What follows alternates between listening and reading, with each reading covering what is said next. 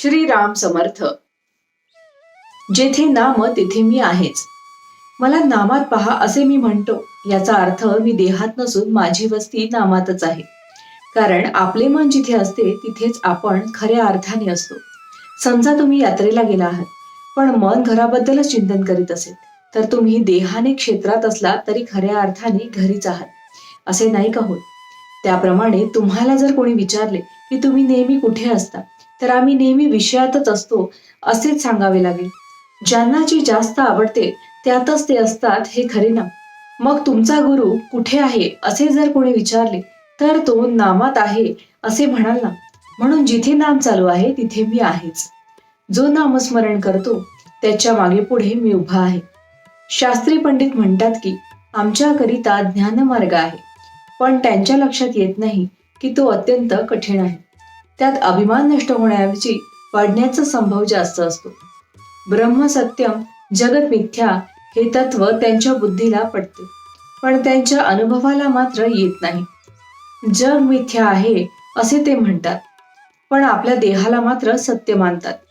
नुसत्या विचाराने देहाचे मिथ्यात्व अनुभवाला येणे अत्यंत कठीण आहे. कर्मठ लोक म्हणतात की आम्ही आमच्या कर्ममार्गाने जाणार, आमचा नामावर विश्वास नाही. आम्ही वेदांनी घालून दिलेली बंधने आणि नियम यांचे पालन करणार, असे म्हणून ते बंधने आणि नियम यांचे इतके काही पालन करतात की ते बंधनाला सर्वस्व मानतात. त्यांच्या हे लक्षात येत नाही की ईश्वर प्राप्ती हे साध्य असून बंधने आणि नियम हे साधनरूप आहेत. साध्य साधण्यापुरतीच बंधने पाळायला हवी. फुल झाडांची बाग रक्षण करण्यापुरतीच तिचे कुंपण सांभाळायला हवे, पण ते कुंपणाला सर्वस्व मानतात. त्याला खतपाणी घालून वाढवतात, आतल्या बागेकडे लक्ष देत नाही. वैदिक कर्माने चित्तशुद्धी होते हे मी मान्य करतो, परंतु ज्या भगवंताची प्राप्ती व्हावी म्हणून चित्तशुद्धी करायची, त्या भगवंताचे अधिष्ठान जर वैदिक कर्मांना नसेल, तर कर्म मार्गाचे पर्यवसान कर्मटपणात होते.